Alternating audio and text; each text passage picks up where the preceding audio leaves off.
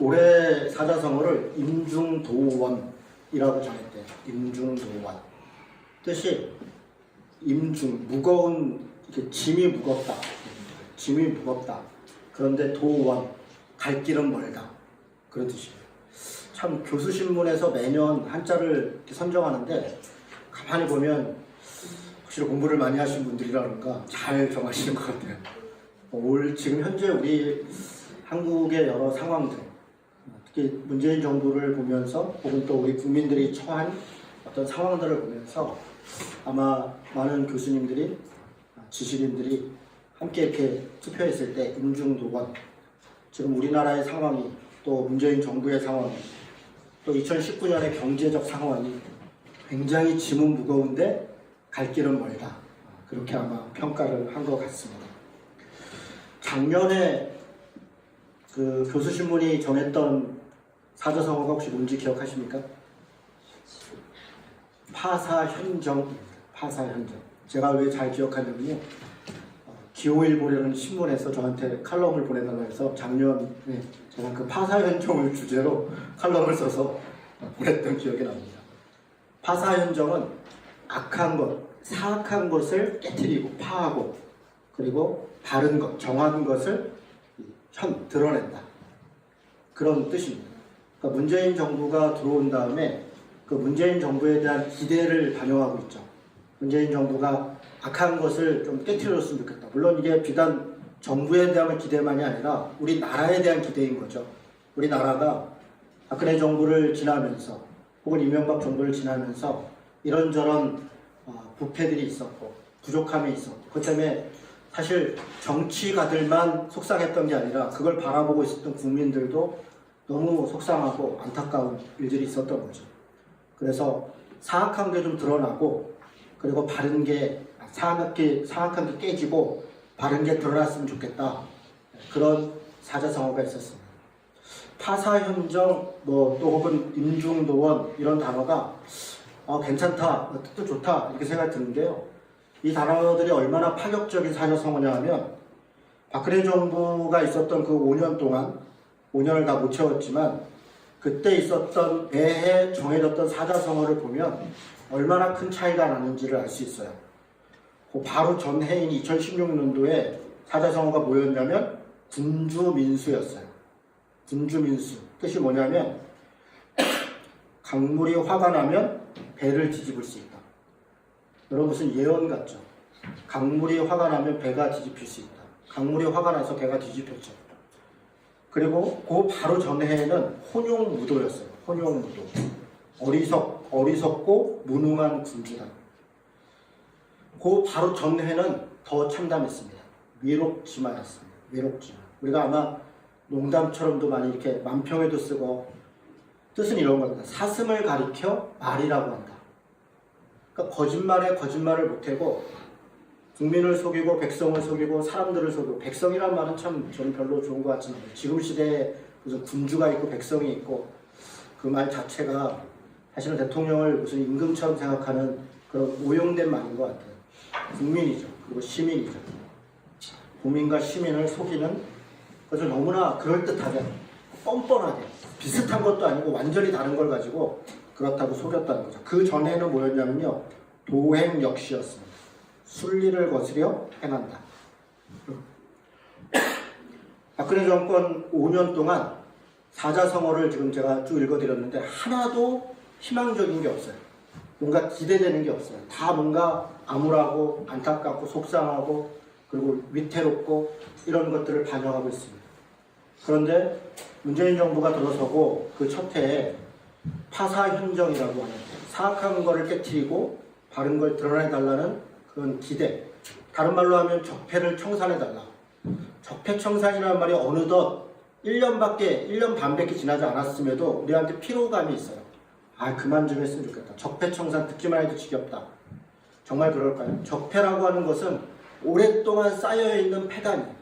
그 오랫동안 쌓여있는 잘못된 관습이나 오랫동안 쌓여있는 어떠한 잘못들이 하루아침에 정말 쾌도난마처럼 그냥 단숨에 이렇게 끊어질 수 있을까요?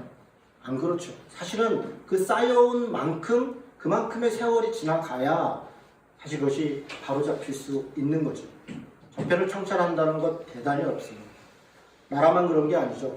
우리도 마찬가지입니다. 우리가 오늘 우리 이 두 분이 이 자리를 앉으면서 이 자리에 앉으면 안 될 것 같은데 이렇게 얘기를 해요. 왜 그러냐면 여기는 원래 오일숙 집사님이 늘 앉던 자리예요. 오일숙 집사님이 오신다면 여기에 앉으실 거니까 옆에 앉아야겠다 이렇게. 본인들은 늘 여기 앉았었거든요.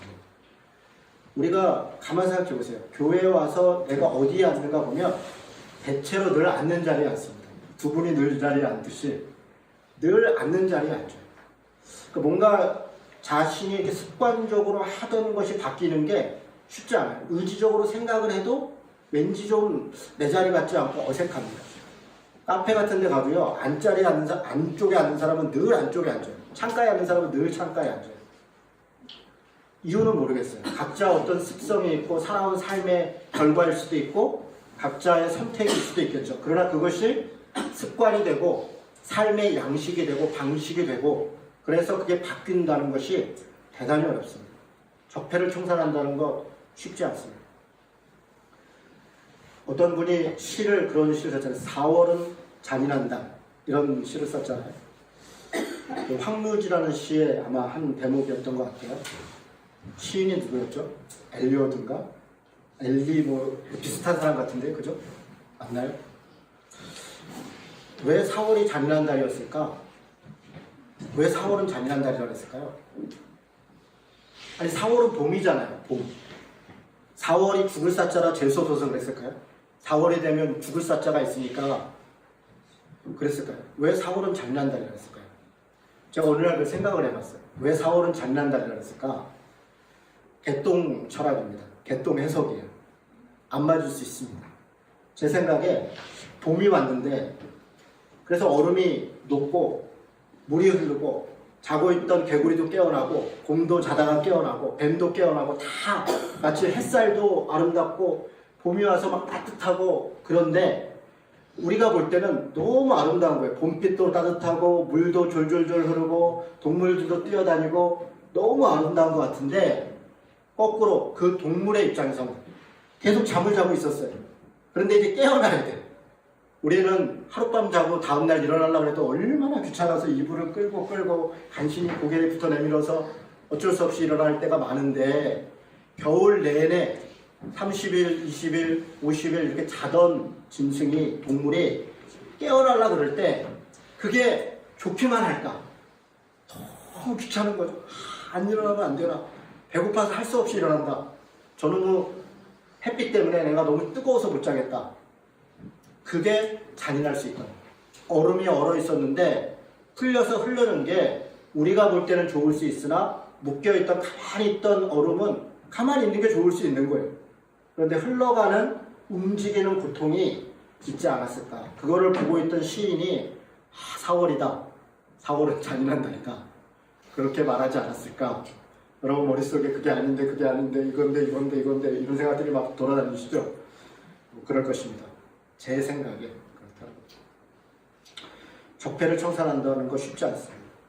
파사행정이라고 하는 기대를 가지고 이 정부가 시작됐고 이 정부가 저는 대체적으로 저보고 점수를 주라 그러면 전 잘했다고 생각합니다.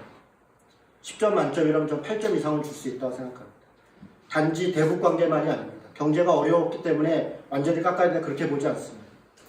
경제가 그동안 해왔던 방향을 바꿔야 되고 사회가 가고 있던 방식을 바꿔야 되고 그동안 우리가 움직이고 있던 가던 방향을 바꿔야 되는데 그 방향이 하루아침에 가던 차가 갑자기 방향을 바꿀 수는 없습니다.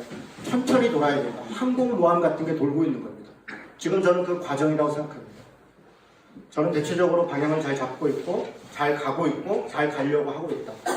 저는 오늘 쌍용차 노동자들이 첫 출근하는 장면을 텔레비전으로 뉴스로 보면서 참 속으로 감사했어요. 제가 그것을 위해서 아무것도 한 게 없고 그저 정말 한탄 같은 기도 몇 번 했고 그냥 광화문에 나갔을 때 그 대한문 앞에 쌍용차 분향소가 있을 때 너무 미안한 마음에 그냥 쭈뼛쭈뼛 지나가면서 꽃 한 송이 놓는 거 그게 답니다. 별로 한 것도 없어요. 그냥 보면서 안타까운 게 다였고 그런데 그들이 무려 9년이라는 세월이 지나서 다시 오늘 출근하면서 누군가에게 장미꽃 한 송을 봤는데 그냥 제 마음이 좋더라고요. 너무 고맙더라고요. 누군가는 그걸 보면서 야 나라 망하겠다. 저런 노동자들이 저렇게 데모를 하고 저렇게 때를 쓰니까 9년 10년이 지나서 다시 복직하는구나. 저 기업은 망했다. 그렇게 생각할 수도 있겠으나 저는 그렇게 생각이 안 들더라고요. 그 사람들이 제 아버지 같더라고요. 아니 저 같더라고요. 제 나이가 벌써 그렇게 됐더라고요. 그러니까 내가 마치 복직하는 것 같더라고요. 저는 그런 마음이 있어요. KTX 승무원들이 10년 만에 다시 돌아갈 때도 그런 마음이었어요. 여러 가지 부족한 게 있고 여전히 불뚝위에 410 며칠을 지내고 있는 노동자도 있고 여러 가지로 부족한 게 있죠. 그럼에도 불구하고 저는 문재인 정부가 비정상을 정상화하고 나라를 바로 세우기 위해서 수많은 노력을 하고 있고 기적과 같은 그런 평화와 나라의 여러 일들을 해오고 있다고 봅니다. 그런데 문제는 짐이 너무 무거운 거죠. 갈 길은 먼 거죠. 아까 말씀드린 것처럼 하루아침에 갈 수 없죠. 마치 항공모함을 돌리는 것처럼 순식간에 돌릴 수 없기 때문에 천천히 가야 되죠. 돌다 보면 손해를 보는 사람이 있고 희생을 당하는 사람들이 있죠. 어떤 사람들은 그동안 그 잘못되어 있는 관행 속에서 이익을 누리던 사람들이 있어요. 그 사람들은 괴로울 거예요. 그래서 저항을 합니다. 당연히 저항을 하죠. 자신들이 누리고 있었던 어떤 기득권과 자신들이 누리고 있던 어떤 당연히 마땅히 누려왔던 그 습성들을 바꿔야 되는데 누군들 가만히 있겠습니까? 그 저항은 강하고 그것들은 분명히 감당하기 어려울 정도의 일들이 있습니다. 그런데 단지 기득권이 있었고 누리고 있었던 사람들만 저항하는가? 아니요.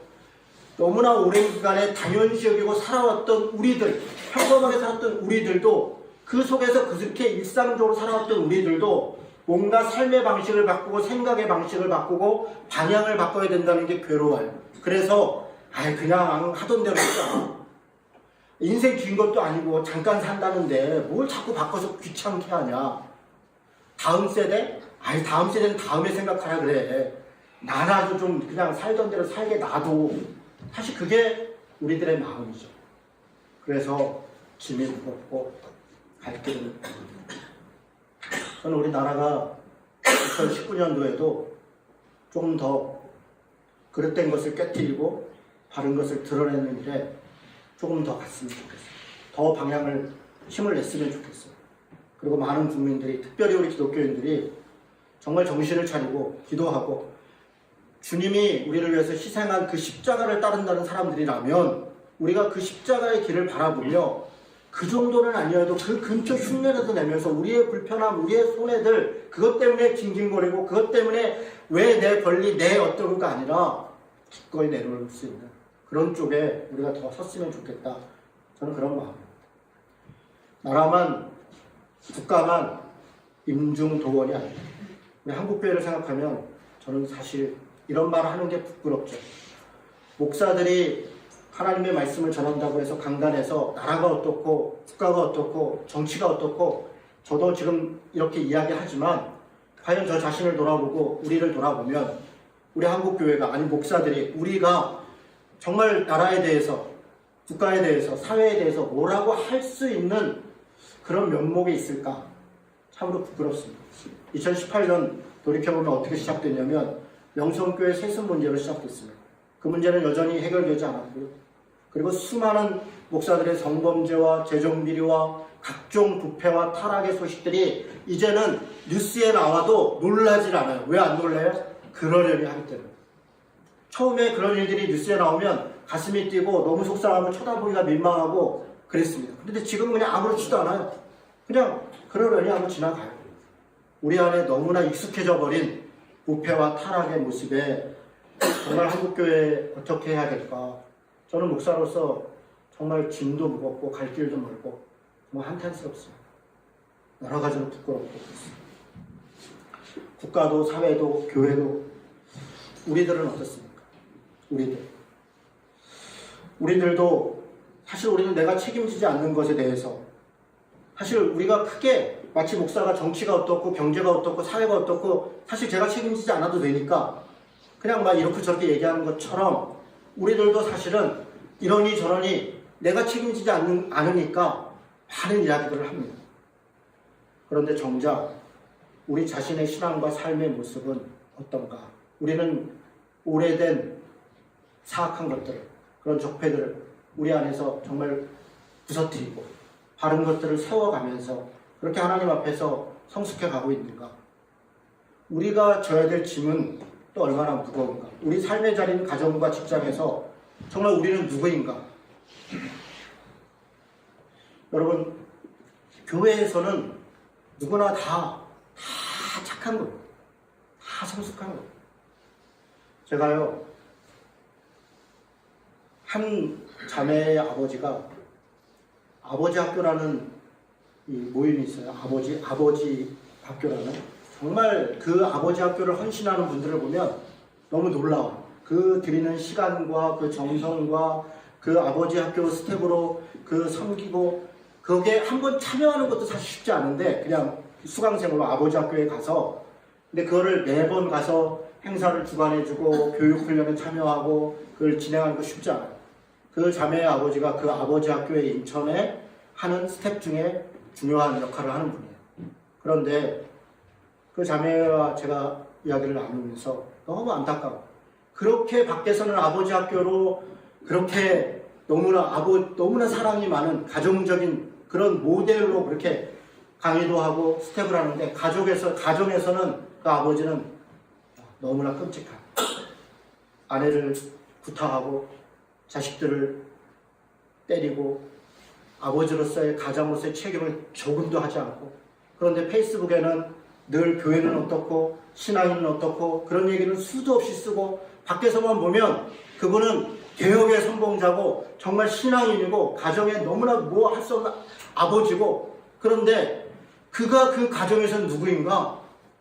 그 자식이 아는 것이고 그 부인이 아는 것이고 그런 것이죠. 여러분, 우리는 누군가 보지 않는 우리의 자리에서 우리는 누구입니까? 정말 우리는 누구인가? 정말 나는 신앙이라고 집사라고 목사라고 하기 부끄럽지 않은가? 우리는 우리 스스로 깨트려야 될 그릇이 없는가? 우리는 우리가 드러내야 될 바꿔야 될 그런 바른 것은 없는가?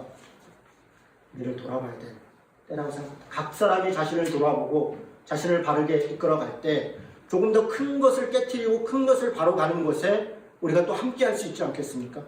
그들에게 동요해주고 함께 가줄 수 있지 않겠습니까? 2018년 한 해 동안 저는 우리 성도들이 우리 교인들이 정말 삶의 자리에서 최선을 다했다고 생각합니다. 제가 한 분 한 분 아주 상세히는 알지 못하지만 그래도 이렇게 한두 번씩 만나서 대화에 나눠보면 제가 새나무교회 목사라는 것이 자랑스럽고 우리 한 분 한 분이 우리 교회에서 함께 신앙생활 한다는 게 우리 교회에 이런 집사님이 있어요, 이런 성도님이 있어요, 이런 자매가 있어요 라고 이야기하기에 제가 부끄럽지 않을 정도로 저는 우리 교인들이 정말 삶의 자리에서 신앙인으로서 최선을 다했다 생각합니다. 우리가 주일날 부르는 찬양처럼 우리들의 헌신이 아름다운 향기였고 또 우리의 찬송이 정말 아름다운 그런 기도였다 그렇게 생각합니다. 참 고맙고 감사하고 그것에 하나님께서 정말 많은 복으로 내려주셨으면 참 좋겠다 그런 생각을 합니다. 그럼에도 불구하고 나라도 그렇고 우리 교회도 그렇고 우리 개인도 그렇고 2019년 우리들에게는 여전히 짐은 무겁고 갈 길은 멀 것입니다. 경제는 어려울 것이고 그리고 우리 가정들도 쉽지 않을 것입니다. 여전히 속색이는 자식은 속색일 것이고 뭔가 아쉬운 남편은 여전히 아쉬울 수 있을 것입니다. 그러나 그 먼 길, 그 무거운 짐을 어떻게 가야 될 것인가? 정약용이라는 분이 노노고금지라는 글에서 임중도원이라는 이 글을 이렇게 풀이를 했어요. 무거운 짐을 지고 먼 길을 가려면 역량과 함께 여유로움을 가져야 한다. 결국 무거운 짐을 지고 먼 길을 가려면 두 가지가 필요하다는 거예요. 역량이 있어야 된다. 그걸 해결할 수 있는 지혜도 있어야 되고 힘도 있어야 되고 능력도 있어야 된다. 그렇습니다. 능력이 있어야죠. 그리고 능력만큼 갈 수밖에 없겠죠. 그런데 능력은 이미 갑자기 세워질 수 없는 거기 때문에 그 사람에게 있는 것 아닙니까? 그만큼 하는 것 아닙니까? 정말 중요한 건 역량보다 저는 여유라. 이 글에서 강조하고 있는 것은 여유라고 생각합니다. 여기서 강조하는 여유는 뭘까? 저는 이렇게 생각했습니다. 최선을 다하고 때를 기다리는 것. 그 인내, 그게 여유다. 당장 이루어지지 않더라도 뭔가 금방 바뀌지 않더라도, 뭔가 성과가 금방 일어나지 않더라도 최선을 다하고 그리고 때를 기다리는 것, 당장 되지 않더라도 그것이 저는 여유다. 두 번째로는 그런 일들을 해가는 과정에서 누군가 소외되고 고통을 받는 약자들이 있는 거예요. 누군가는 거기서 밀려나는 사람들이 있는 거예요. 그 사람들을 사람에 대한 배려, 기다려줄 수 있는 것, 그게 저는 여유라고 생각합니다. 나 혼자 나에 대한 여유, 나를 기다리는 여유, 물론 그것도 필요하겠으나 주변에 그 무거운 짐을 지고 먼 길을 가야 될 때 그 길 가운데서 떨어져 나가는 사람들, 지쳐서 쓰러지는 사람들, 그 사람들에게 손을 내미는 것, 저는 그것이 이 글에서 얘기하는 여유다, 이렇게 생각을 합니다. 오늘 우리가 읽은 마태복음의 예수님은 수고하고 무거운 짐진 자들아 다 내게로 와라, 내가 너희를 쉬게 하리라 이야기하십니다. 그럼 수고하고 무거운 짐진 자들아 다 내게로 와라, 예수님이 이렇게 말씀하실 때 우리 안에 이 말씀이 하나님의 말씀으로 들리고, 그래 그럴 수 있겠다, 주님께 가면 내가 쉴 수 있겠다, 그 마음이 드는 것은 그가 하나님이시기 때문에 만은 아닙니다. 물론 그는 하나님이세요. 그런데 그가 하나님이니까 하나님께 가면 나를 쉬게 해주실 거야, 그 얘기만이 아니에요.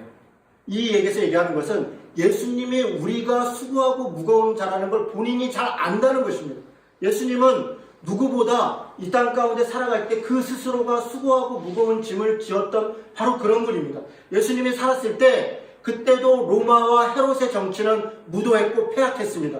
당시의 정치적 폐해는 지금 우리 시대에 우리가 겪고 있는 정치적 악함보다 훨씬 더 악했어요. 그것을 온몸으로 느끼며 저항하며 그렇게 살았던 분이 예수님입니다. 가정에 대한 부담과 일에 대한 부담과 가족을 먹여 살려야 대한 가장으로서의 책임과 그런 한계와 그런 부담과 그런 짐을 예수님도 충분히 지셨던 분입니다.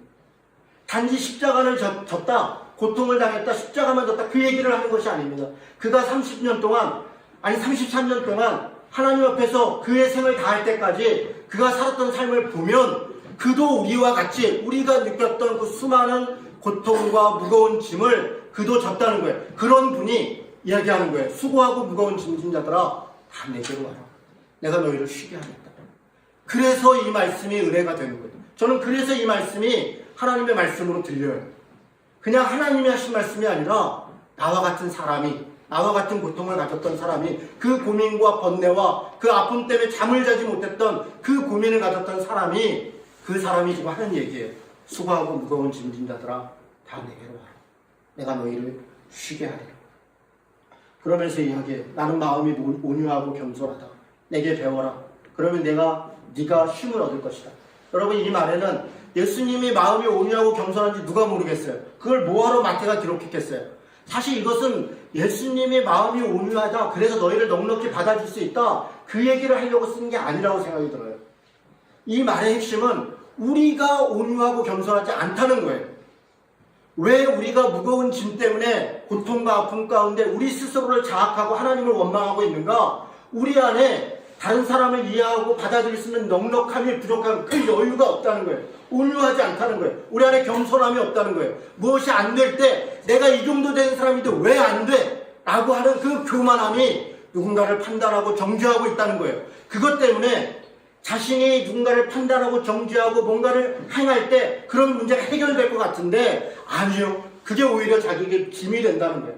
그래서 지금 말씀하시는 거예요. 예수님의 마음이 온유하고 겸손하다. 그러니 예수님처럼 너도 네 마음을 내려놔야 된다. 네 마음을 내려놔야 된다. 네가 할 수 없다는 걸 알아야 된다. 그래야 짐을 지고 갈 수 있다는 거예요. 먼 길을 갈 수 있다는 거예요. 혼자 가지 않고 같이 갈 수 있다는 거예요. 어떻게 우리는 이 무거운 짐을 지고 어떻게 이 먼 길을 갈 수 있겠습니까? 예수님께 배워야죠. 무엇을 배우겠습니까? 예수님의 지식, 그가 하나님 된 거, 그가 기적을 행한 거, 누군가의 병을 고친 거, 아니요. 지금 여기서 뭐라고 얘기해? 그 마음의 온유함과 그 겸손함을 배워라. 그러면 내가 쉼을 얻으리라. 여러분, 2019년에 정말 쉼을 얻기를 원하십니까? 그렇다면 이 말씀을 다시 한번 상고해 보십시오. 내 마음에 교만함은 없는가? 내 마음에 뭔가 가득 차 있는 탐심과 욕심은 없는가? 그것을 내려놔야 비로소 쉼을 얻게 될 것입니다. 우리가 끝없이 무언가를 이루고자 집의 평수, 차의 크기, 어떤 자리에 대한 욕심, 어떤 성과에 대한 아둥바둥, 그런 것들에 우리가 매여 있는 한 우리는 조금도 쉴 수 없을 것입니다. 하나님 앞에 그 온유함과 겸손함을 배우고 그 온유함과 겸손함 때문에 주님으로 인해 우리가 쉼을 얻는, 저는 그런 2019년이 됐으면 정말 좋겠습니다. 사랑하는 성도 여러분, 이제 딱 1분 남았습니다. 여러분이 아마 이 자리에 들어올 때 10시 반에 예배를 시작하는데 설마 송구영신 예배도 1시간 반을 할까? 1시간 반을 채웠어요. 2018년이 정리가 많아요. 올 한 해도 여러분 정말 수고 많았어요. 개인의 삶도 버거운 게 가정과 직장과 거기다가 교회까지, 또 심지어는 세상 속에서 그리스도인을 어떻게 살아야 되는가, 그거에 대한 부담 때문에 얼마나 많은 고민과 아픔들이 있었습니까? 그러나 2019년도 다르지 않을 것입니다. 그러나 그랬으면 달라야 되는데 다르지 않습니다. 여전히 우리는 가정에 대한 부담과 직장에서의 여러 가지 어려움과 교회에서의 또 무거운 책임과 사회에서 우리가 어떻게 살아야 될까에 대한 아픔과 번뇌로 어쩌면 또 잠을 못 자는 날들이 있을 것입니다. 그러나 분명한 것은 그렇다 할지라도 거기서 우리가 온유함과 겸손한 마음으로 나 자신을 족한 줄을 알고 하나님이 내게 주신 것이 최선의 것이라는 것을 믿는다면 어쩌면 똑같이 몸은 힘들고 마음은 괴로울 수 있겠으나 어쩌면 우리는 더 쉼을 얻을지도 모르겠어요. 어쩌면 우리의 영혼은 더 자유로울지도 모르겠어요. 어쩌면 우리는 더 하나님 앞에 한 걸음 더 나아갈지도 모르겠어요. 저는 2019년이 여러분에게 그런 해가 됐습니다. 딱 한 걸음만 하나님 앞에 더 나아가는 그런 한 해가 됩시다. 사랑과 평화가 나로 인해서 조금 더 딱 한 걸음만 더 나아가고 공평과 정의가 나 때문에 딱 한 걸음만 더 전진할 수 있는 그런 한 해가 되면 참 좋겠다 싶습니다.